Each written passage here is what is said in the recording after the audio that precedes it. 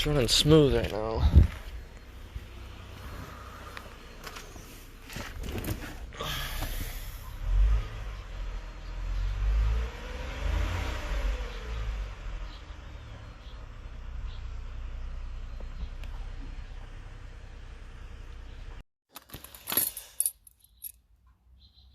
Alright, let's see what's going on with this Ford Flex here.